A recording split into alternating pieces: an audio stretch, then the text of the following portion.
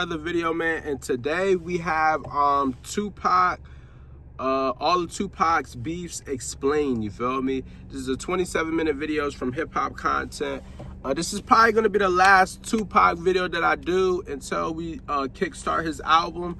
By the time y'all seeing this video, all the albums already that I'm gonna be doing is already gonna be out, and we're gonna have our order in line. So I'm thinking maybe Strictly for My Ends will probably be the first album that we do. But first, let's go over the all the polls that I put up and who won each poll. So we did a female artist one. We did Missy Elliott, Miss E, So Addictive, Trina, Baddest B, Foxy Brown, China Dog, Nicki Minaj, Beam Up the Scotty. You feel? Beam Me Up Scotty. Missy Elliott won with 48% of the votes out of 116 votes. You feel me? For the early 2000s album, we did Lil Wayne, the Carter 3, T.I. Trap Music, Lil Boosie Badass, Gucci Mane, Trap House. You feel me? Lil Wayne won with 64% of the votes with 233 votes. Shout out y'all, man. Which hip-hop duo do y'all want? We got Outkast, AT-Aliens, Jay-Z and Kanye West, Watch the Throne, Mobb Deep, Hell on Earth, and Eric B and Rakim, Don't Sweat the Technique. Currently, as I'm looking at it, Outkast and Mobb Deep both have 42% of the votes. So, yeah. Which Tupac album do y'all want next? We have Loyal to the Game, Tupacalypse Now, and Strictly for My Ends. We gonna give Strictly for My Ends got 53% of the votes, man. 53% of the votes. So that one by a landslide. All the albums that we are gonna be doing is Miss E, So Addictive, Tupac, Strictly for My Ends, the Carter 3 by Carter 2 by Lil Wayne, Mobb Deep, Hell on Earth, and Outkast, AT-Aliens. Since Mobb Deep and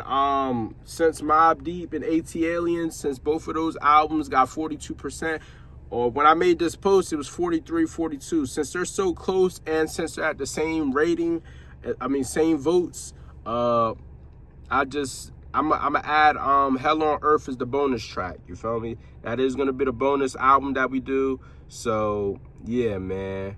I'm excited, man. I'm excited. Miss E, So Addictive, that's going to be 3 parts, 18 tracks. Strictly for My Ends, that's going to be 4 parts, 22 tracks. The Carter 3, 4 parts, 22 tracks. Hell on Earth, 2 parts, 14 tracks. And that's going to be the last album that we react to, no matter what, because it is the bonus album. It's the one that I'm adding, so we're doing 5 albums this month instead of 4. And AT-Aliens, that's going to be 2 to 3 parts that we're going to do, 15 tracks. So by the time y'all saying this, a poll will be out based off whoever has the highest poll, or the second highest and the third highest and the fourth highest. We're gonna go based off that order, based off the highest vote to the lowest. You feel me? But we're gonna jump straight into it. This video, like I said, it's almost a 30-minute video, so we're gonna jump straight into it. Y'all make sure y'all like, comment, subscribe, turn the post notification bell to be notified every time I drop a video. Like I said, this is gonna be the last Tupac video we do until the album reaction. I'm sure Strictly for My Ends is gonna win, because that's a highly anticipated album y'all wanted me to do. But yeah, man, y'all make sure I get this video to 25 likes if y'all want more Tupac content. And yeah, let's jump straight into it. Let's see what he's talking about on here. Fan knows about Tupac's deadly war against Biggie in the East Coast back in the 90s. But what most people don't know is how many beefs Tupac really had. He was destroying rappers, politicians, and anyone else who got in his way. And today, we're breaking it all down. Let's get right into it. Rapper that Pac had issues with. At the time, Jay-Z was just a young dude in the game who hadn't even dropped an album yet. There wasn't any drama with him and Pac yet. But Jay linked up with Biggie for the track Brooklyn's Finest, and everything changed. Big and Jay were always tight. But when Brooklyn's Finest came out, it was like Jay was choosing a side in the war. Plus, Biggie took shots at Tupac on the track, which just made the situation even worse. Around the same time the track dropped, rumors are going around that Tupac hooked up with Biggie's wife, Faith Evans. Biggie referenced it on Brooklyn's Finest, basically called Pac his son with the line, "Me and Gutta had 2 spots. The 2 for $5 hits, the blue tops. Got a O, Julio mean it's getting too hot. If Faith have twins, she probably have 2 Pacs. Get it? 2 Pacs?" Since Jay was with Biggie, Pac went for his neck too. Y'all comment down below if y'all want me to react to that song right there. Comment the name of the song. I forgot it already. I forgot what they said the name of the song was. I'm gonna keep it a buck with you. But y'all comment down below if y'all want me to react to that, and I'll react to it. Cause that right there kind of already set the tone for what the diss and how the war really started for real. On the track Bomb First, he said, "I'm a bad boy killer. Jay-Z died too. Looking out for Mobb Deep, when I find you. Weak motherfuckers don't deserve to breathe." And on the track Friends, he rapped, "Putting made busters to sleep with no grief. Mash on my so-called comp, who the man? While I'm tugging on your main head, understand this. Ain't no nigga like me. Jay-Z." Tupac died just a few months after Brooklyn's Finest dropped, and all of his Jay disses were released after it happened. According to producer Irv Gotti, Jay hopped in the booth and laid down a response, but never dropped it because Jay had too much respect for Tupac to diss him after he died. When Dr. Dre and Suge Knight linked up to create Death Row Records, it started a whole new era of West Coast rap. The Chronic became one of the best-selling rap albums ever. Snoop Dogg blew up overnight with his debut album, and at one point, the label was bringing in over $300 million a year. Suge took us to the next level when he bailed Pac out of prison and signed him to Death Row. They had the most stacked roster of all time, but not before long, Dre decided to move on. According to people who were around Death Row at the time, Dre just wasn't rocking with the whole vibe. He liked to stay low-key in the studio and work on tracks for months, but at Death Row, it was a party every day. Tupac would come in and finish 3 tracks in an hour. There weren't any big issues that made Dre leave, but that didn't stop Pac from airing him out after he left. Suge and Pac started spreading rumors that Dre was gay, and Pac sent a whole verse at him on the track Toss It Up. On the track, he said, "No longer Dre Day, Eddie Vedderci, alone and forgotten, riding for plotting child's play. Check your sexuality, as fruity as his Alizé. Quick to jump ship, punk trick, what a dumb move. Cross Death Row, now who you gonna run to?" The diss didn't drop until 2 weeks after Pac was killed, so Dre never had a chance to respond. Dre leaving Death Row was the beginning of the end though. I don't even think Dre would have responded. Let's be real. I don't think Dre would have responded. Just for the simple fact that y'all was on the same record label, I feel like the respect. I feel like a lot of people didn't diss Pac because of the respect that they had for Pac. Like, I don't think anybody would dare to cross Pac. Honestly, be realistic. What rapper really crossed Tupac except Chino Hill when he said what he said about Tupac getting his manhood taken in jail? But besides that, who really crossed the line with Pac and really disrespected Pac? Nobody. Nobody when he was alive, not that I know of. And if it happened, y'all comment down below with some disses that came towards Pac that were like, all right, they could probably never be cool. Biggie didn't even really disrespect Pac for real, until maybe after he passed with Long Kiss Goodnight. But I'm still, I don't know. I think, because at first I was real skeptical about how that was a diss, but I kind of see how it's a diss. After Pac died, Snoop Dogg was the only star left, and the final nail in the coffin was when he started beefing with Suge Knight over Pac's death and ditched the label too. Now, Snoop owns Death Row and just announced a brand called Death Row Cannabis. The label will probably never dominate the game like it did in the 90s, but at least Snoop will be getting some extra cash to make up for all the drama he had to go through with Suge back in the day. Nas and Tupac were always cool while they were both coming up in the game. That all changed after Pac got out of prison and linked up with Death Row. Nas dropped a track called The Message, where he said, "Fake thug, no love, you get the slug. CB4 Gusto.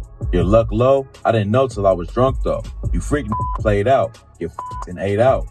Pac thought that Nas was dissing him with the line, and he allegedly started dissing Nas at all of his live shows. He was recording his Machiavelli album at the same time, and rumors were flying that he was taking shots at Nas on the record. At first, it wasn't that serious. I wonder what's all the tracks Pac was dissing Nas on. Like, I wonder, like, because they said Pac took out a couple of disses with Nas, and some of them he didn't really, he couldn't get to. But I wonder what tracks was, like, were all the tracks that Nas' name was mentioned in. At the '96 MTV Video Music Awards, Nas' younger brother Jungle almost got jumped by the Death Row crew.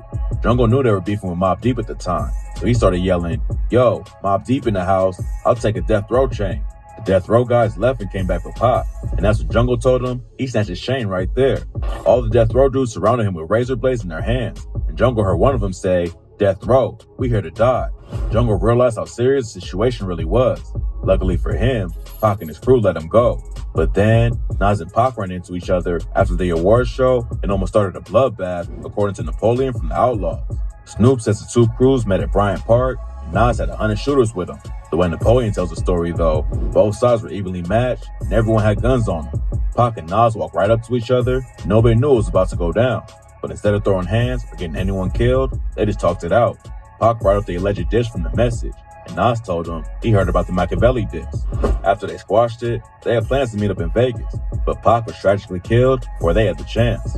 Tupac allegedly planned to take all the disses he had against Nas off of Don Illuminati, but he died before he could redo the verses.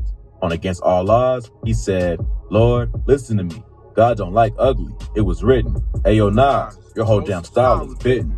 It turns out that Pac wasn't the only one ready to take the beef up a notch.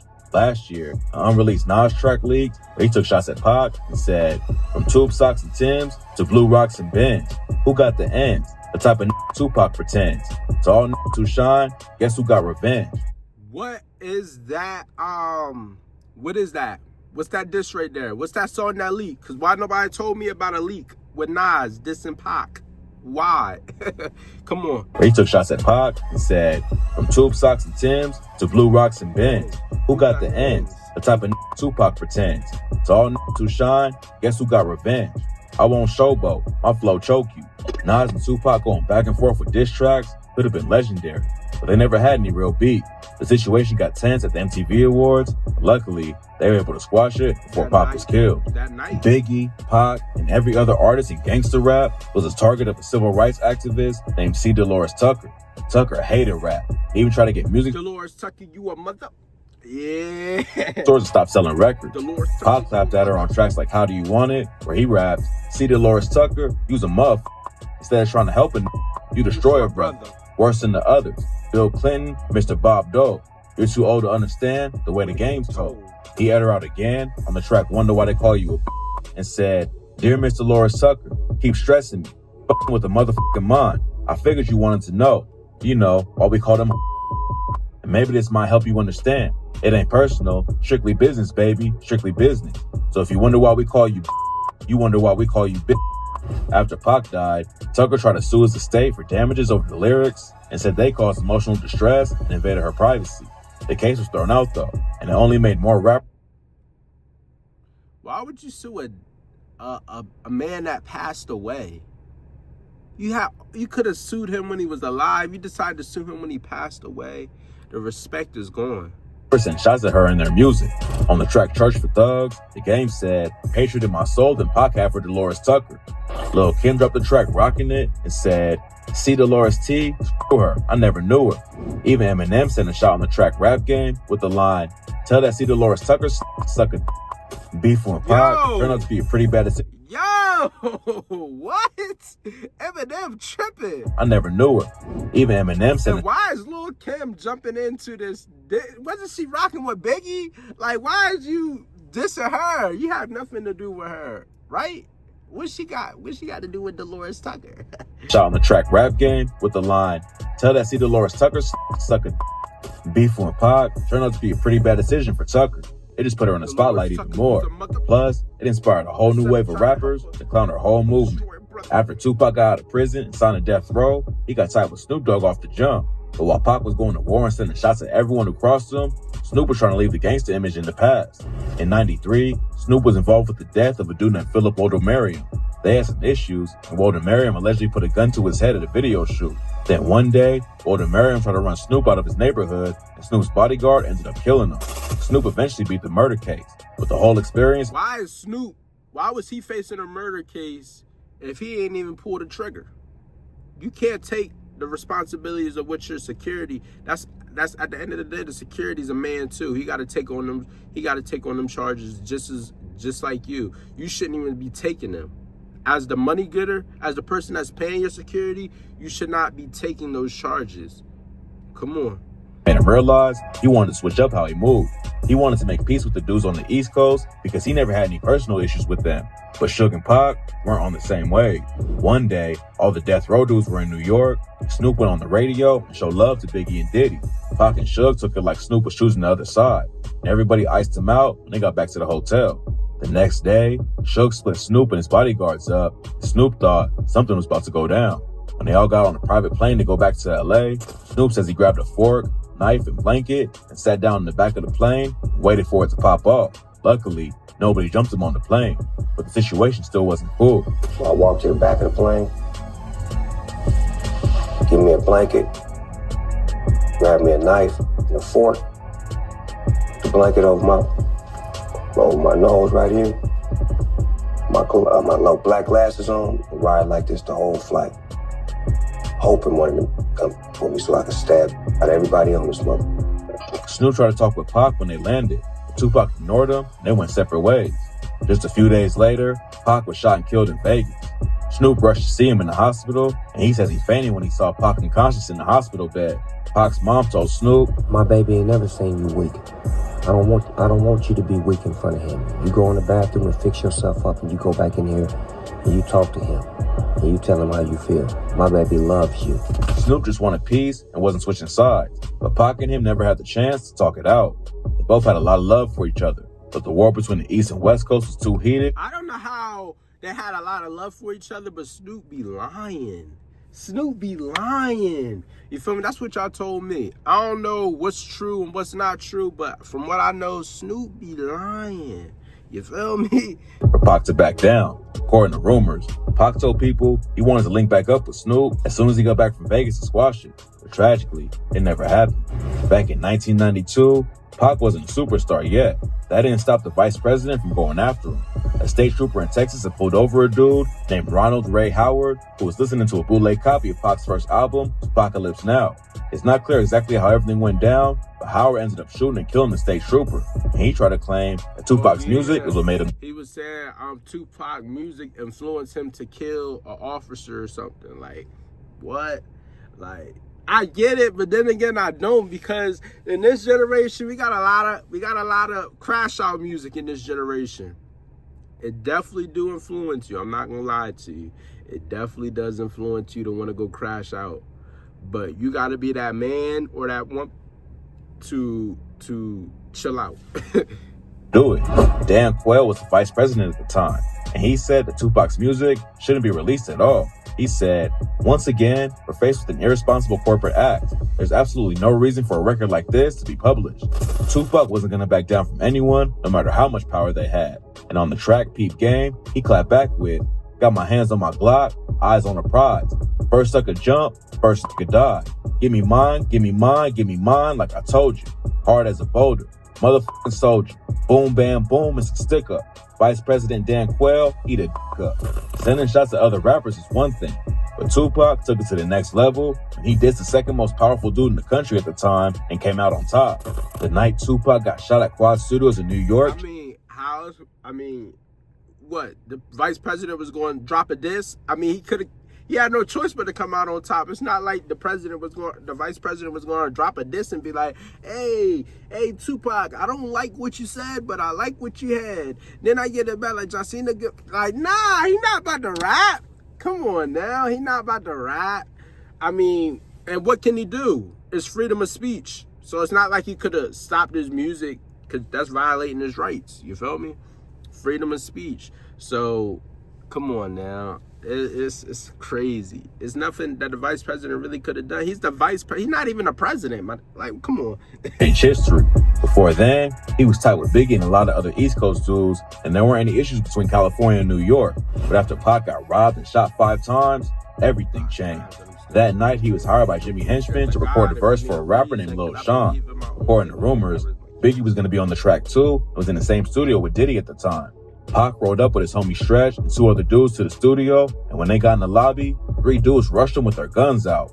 Pac ended up getting shot 5 times, and the next day, he was convicted in the sexual assault case and got locked up. He started blaming all kinds of people for the situation. including his homies, Stretch and Biggie. Stretch and Pac met before the fame and had worked together on movies and music too. They were in a crew Thug Life together, but the Quad Studio shooting caused a split in their relationship that they never fixed. While he was in jail, Tupac did an interview where he accused Stretch of being involved with the robbery. He said, "I'm thinking Stretch is gonna fight. He was towering over those From what I know about the criminal element, if come to rob you, they always hit the big first. They didn't touch Stretch." Stretch clapped back and said, "I ain't never going out like no but I ain't dumb. I ain't got no gun. What the am I supposed to do? I might be towering over but I ain't towering over no slugs." Another reason Pac... Nah, for real though. Like, what? He like, listen, I might be towering over, but I ain't towering over no slugs. What? Nah, for real. But then again, Pac might have been the only one really wearing jewelry that was worth something, or wearing some jewelry. They knew Pac had some money because he had a name, you feel me? And the actor money, a different type of money. The actor money is a different type of money from that rap money. Come on now. Come on now. So they probably like, let's get the big dog. You might not be the big physically, but you got the biggest name. And we want that chain. Beef with Stretch is that he started hanging around Biggie after the shooting. But while Pac was locked up, Stretch was murdered in a drive-by. His death was never solved. Dang, they flipped his car? Huh? Towering over no slugs. Another reason Pac had beef with Stretch is that he started hanging around Biggie after the shooting. But while Pac was locked up, Stretch was murdered in a drive-by. His death was never solved. Some people believe he was killed in revenge for the Quad Studio shooting. Another popular rumor is that he owed a major dealer over 10 bricks. A dude named Dexter Isaac eventually admitted to shooting Tupac that night at Quad Studio. And he says Stretch set the whole thing up. According to him, Jimmy Henchman paid Stretch a quarter brick of cocaine to set up the robbery. There's no evidence to back the story up, but it seems like Pac knew something was up with Stretch during the situation. Nobody knows how it all really went down though. And unfortunately, Pac and Stretch were both killed before they could squash the beef. Jimmy Henchman was a manager in the 90s and 2000s, but behind the scenes, he was also running a massive drug empire. Yo, we did a video on Jimmy Henchman. Jimmy Henchman? Okay. That brother, he's a demon. Biggie allegedly... He's a demon, but he snitched though. So, take that with a grain of salt. Want Pac to stay away from him, but Pac didn't listen and allegedly got him shot. Henchman allegedly offered Pac's homie Stretch a quarter brick of cocaine and set it up, and Pac aired him out on the track against all odds. He said, "And did I mention, promise to pay back Jimmy Henchman in due time. I know you listening, the whole world is mine. Set me up, wet me up, suck me up. Heard the guns bust, but you tricks never shut me up." Pac never got the opportunity for payback. But eventually, the feds caught up to Henchman, and he's serving 2 life sentences for drug trafficking and murder right now. According to reports, Henchman finally confessed to being involved with the Quad Studio shooting in 2012, which backs up what the shooter said about the situation. Dexter Isaac told All Hip Hop that Henchman was behind it all, and that Stretch was involved too. It's still not clear exactly why it all went down like that, or we'll probably never get the full story. Stretch died in '96, and the case will never go to trial since the statute of limitations is up. What we do know is that night in Quad Studios changed the entire industry. Chino XL is a rapper from the Bronx who was popping off in the 90s. He's known for name dropping for clout, and on his track Riot, he called out Pac and said, "Governmentally engineered like Ebola for this rap garage sale. By this industry, I'm trying not to get like Tupac in jail." Tupac clapped back on the track, hit him up, and said, "Chino XL, you too. All you you too. All y'all motherfuckers, you. Die slow. My 44 make sure all y'all kids don't grow." Then Chino went on Mr. Magic, Mr. C's radio show, spit a whole freestyle diss at Pop. He said, "How many pray that Chino's a failure? Still have lipstick on your back if Suge didn't bail you. Break your glass jaw, leaving you singing like Mahalia. Approach this. Watch the East Coast get sick and approach this. Might grip tight like roach clips, till I roast Tupac's whole shit. After he linked up with Suge and Death Row." That sounds tough. It sounds tough, and that's coming from the guy just saying it. So imagine how Chino XL actually sounded on the freestyle. Y'all comment down below if y'all want me to react to that. Y'all gotta drop the song titles to these songs so I know which one. Cause it's like 3 songs already that I said that I asked y'all, do y'all want me to look at? So Yeah, y'all link these songs down below. Tupac wasn't really squashing a lot of beef, but luckily, Chino and him were able to link up and settle everything before he died. According to Chino, they ran into each other on Venice Beach, and Chino told Pac he didn't mean to upset him like that. Chino says he was always a fan of Pac, so when they had a chance to chop it up, it was all love. Pac was going to war against everyone at the time, so the fact that he squashed everything with Chino just proves it was never a real beef like what was going on with him and Biggie. Wendy Williams is known for having her own talk show on TV. Oh yeah, she started the rumor that Tupac got raped in jail. But back in the 90s, she's just a radio personality who got attention for spreading wild rumors. While Pac was locked up in 95, she was working at Hot 97 and told everyone that he got raped in jail. When Pac got out, he clapped back at Williams on the track "Why You Turn on Me" and said I got raped in jail? Picture that. Revenge is a payback. Get your gat. Wendy Williams, and I pray you choke on the next down your throat for turning on me. It was a savage diss, but Williams wasn't too pressed about it. Later, she thanked Pac for giving her the attention and said that without him, she probably wouldn't even have a show on TV. Pac said he had beef with her and probably would have kept up the pressure, but Williams got off easy after he was shot and killed in 96. De La Soul is one of the most influential crews in the late 80s and 90s. They helped put conscious hip-hop on the map. Who the freak is these boys? Inspired a whole new wave of rap. Back in the day, they were all cool with Tupac, but then they allegedly clowned him over his first major video. In 92, Pac dropped a video for his track "I Get Around." In the video, he's driving nice cars, chilling in a mansion, and kicking it with a bunch of women. All of that's pretty much standard now. But back then, Pac was the one really pushing the image. Then a year later, De La Soul came out with a video for the track "Ego Trippin'," where they took shots at rappers who flex cars, jewelry, and mansions they don't even own. The video even had a bald-headed rapper wearing a gold chain like Tupac, and Pac thought his homies were throwing shade at him. It wasn't even a beef at first. De La Soul and Pac had a conversation about it, and they told him it wasn't meant as a diss. Everything was cool for a while, but in 96, De La Soul dropped the album "Stakes is High" and allegedly took shots at Pac's homies, Naughty by Nature. Naughty by Nature is another New York rap crew formed by Vin Rock, DJ KG, and Treach. Pac was cool with all of them, but him and Treach were super tight. And on the intro track, "The Stakes is High," Pac's newest from De La Soul said, "A fresh linen scent, so sniffer on a 2-inch. A talker of the verb without weed influence. So stick to your Naughty by Natures, and you came. Cause graffiti that I based upon the wax is insane." De La Soul and Naughty by Nature were always cool too, but this track sparked a major beef that allegedly ended with Treach running up on stage and throwing hands with Paz Nuos. Tupac wasn't gonna let the disrespect fly, and on the track "Against All Odds," he rapped, "All you old rappers trying to advance. It's all over now. Take it like a man. Looking like Larry Holmes. Look at De La Soul, flabby and sick. Trying to play her hate on my shit. You eat a fat d." And on a demo track called "Watch Your Mouth," Pac aired him out again and said, "De La got a problem with this hard shit. Ever since Me, Myself, and I, y'all been garbage. I'ma keep it real. Show you how it feels to ride. Y'all went 3 feet and stopped rising." A few years ago, Paz Nuos said that Pac's sister let him know that Pac still had love for all the dudes in De La Soul. According to her, Pac was hurt by the alleged disses, but he didn't have any real beef with them. In 2019, Pac's old assistant Kendrick Wells told Cam Capone News, De La Soul and a bunch of hip-hop names that were big at the time. Tupac auditioned for these dudes. Apparently, Pac rapped for them when they were all chilling at a hotel, but De La decided to pass on them. The whole rap game would be different if Pac linked up with an underground lyrical crew instead of Suge Knight and Death Row, but unfortunately, that's not how it worked out. Mobb Deep is one of the most legendary New York rap crews. Mobb Deep, them boys is them. Mobb Deep is them. I'm actually very excited to do that album, Hell on Earth. Y'all told me Hell on Earth is their best album. Infamous, I think that album is dang near, it's one of them ones. It's gonna be hard to beat that album. I'm not gonna lie to you. The 90s, but that didn't stop Tupac from airing them out over an alleged diss. While Pac was locked up in 95, Mobb Deep dropped the track "Survival of the Fittest" and said, "We're living this to the day that we die. Survival of the fit. Only the strong survive. Thug life. We still living it." Thug life was Pac's catchphrase. I don't get how that's a diss. You feel me? Hopefully he can explain it. And he took the bar as a diss. But instead of just sending a diss back, Pac allegedly had some goons in Atlanta go press him. In the interview with Sway, Pac said he called his homies up while Mobb Deep was in Atlanta, and that Mobb Deep acted like cowards and wouldn't respond when his goons rolled up on him.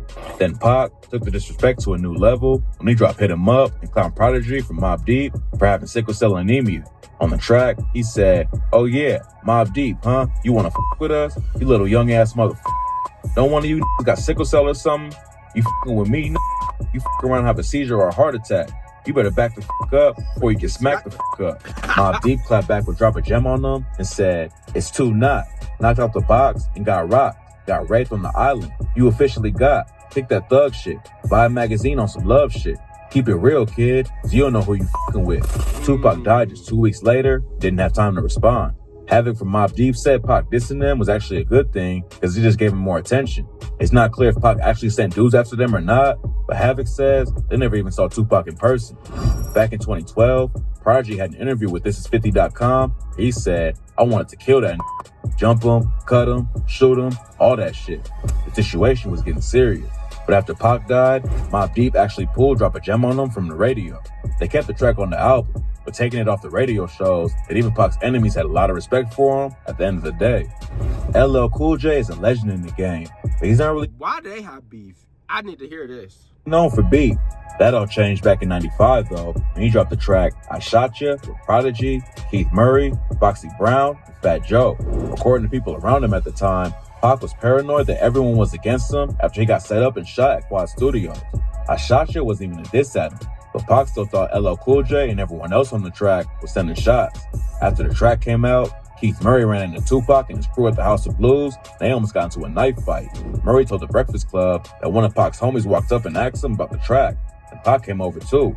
Pac told Murray he thought the track was about him, but Murray calmed the situation down and everything was cool.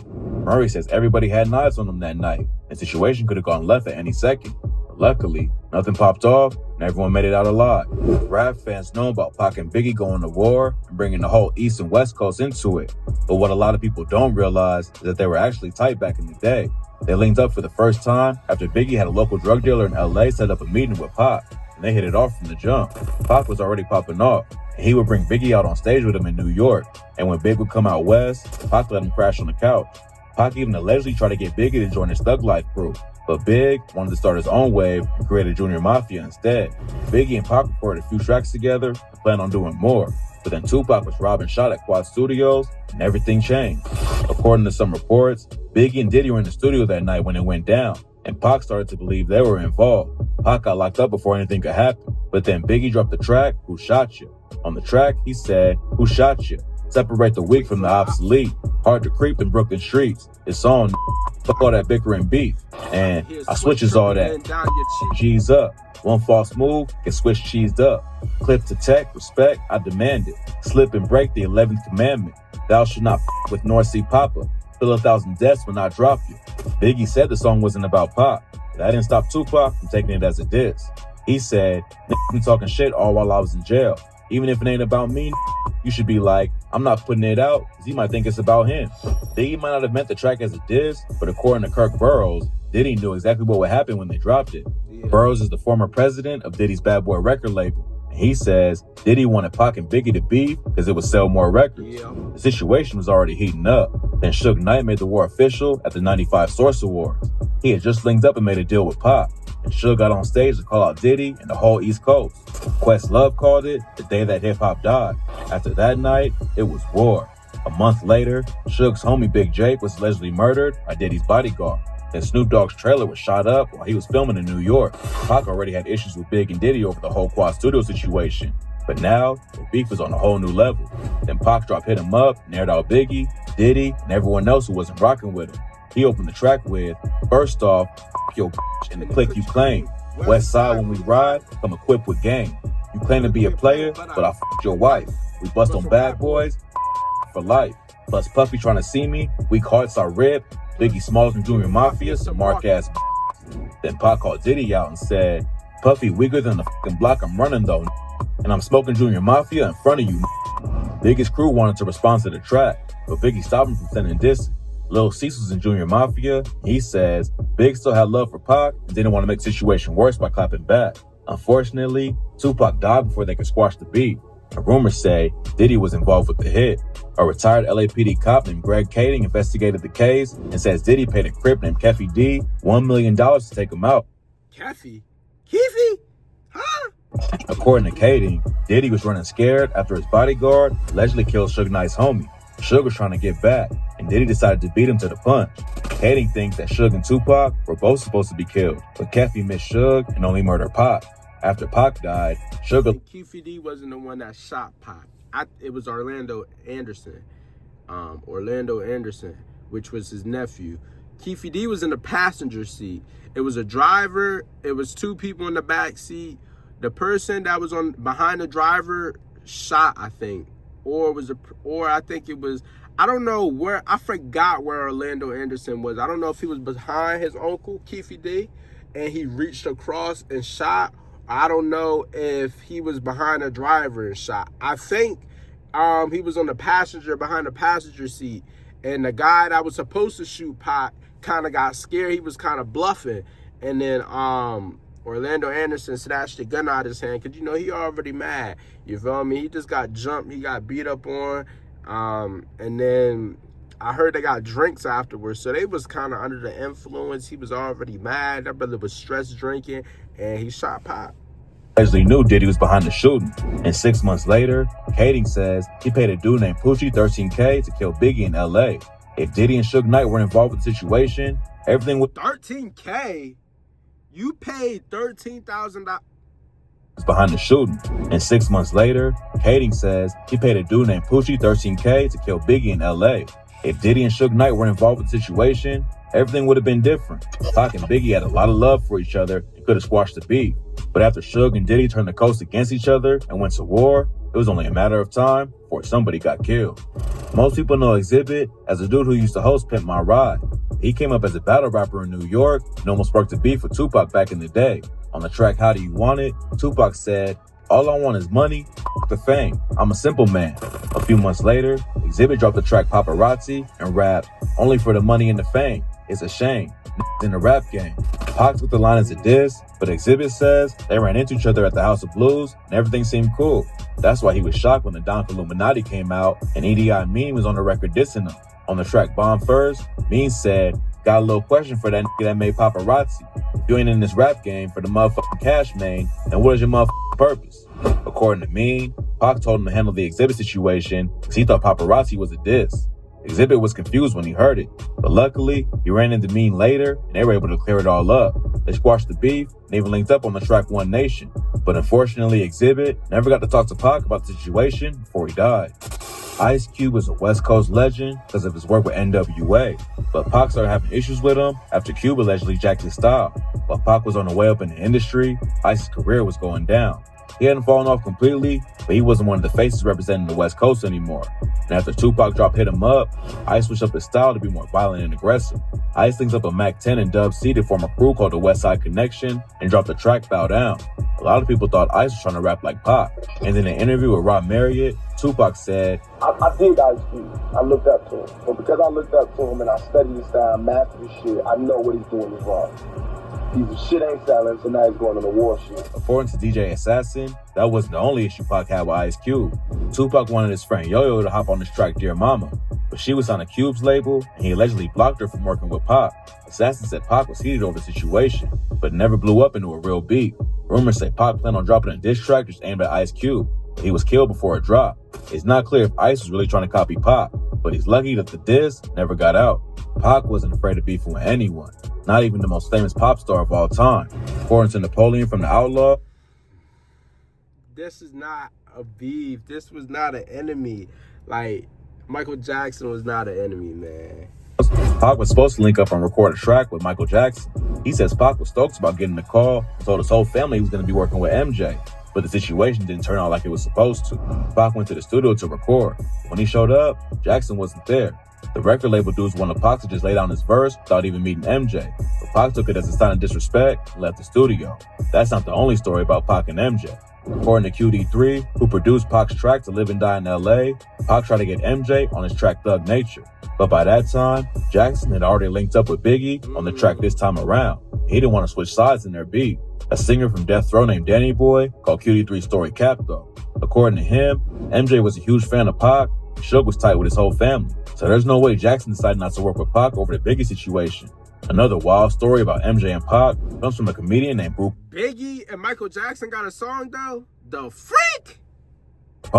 He says that while Pac was dating Kadada Jones, he threw hands with Michael Jackson after seeing Kadada on his lap at a party. There's no evidence to back any of the rumors up though, so it's tough to say exactly what they thought about each other.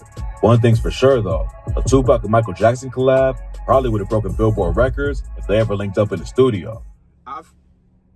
Dang, hold up. Well, that's the end of that video. But I was just wondering, like, if Tupac really, I feel like if Tupac and Michael Jackson was on a song together, I really feel like it would help both their careers in the sense of a lot of rappers or a lot of like the rap industry. I'm sure everybody liked Michael Jackson. I mean, Michael Jackson, but like it would have opened up doors for him to really. Well, honestly, it'd be a blessing for any rapper to get Michael Jackson on a song. It really wouldn't help Michael Jackson, for real. But it would help Pac a lot overseas-wise. Like, Pac would probably get, like, a lot of flowers while he was alive. I feel like Pac got all his flowers when he passed, you feel me? Versus compared to when he was alive. When he was alive, it was like he was so tied up to the beefs and people were picking sides and I feel like everybody was probably afraid to admit Pac was really him. People knew Pac was him. That's probably why they didn't respond to any of his disses for real. But, you know, people pride's be getting in the way, you feel me? But, you know, y'all make sure y'all like, comment, subscribe, turn the post notification bell to be notified every time I drop a video. I'll see y'all in the next one. Hope y'all enjoyed, man.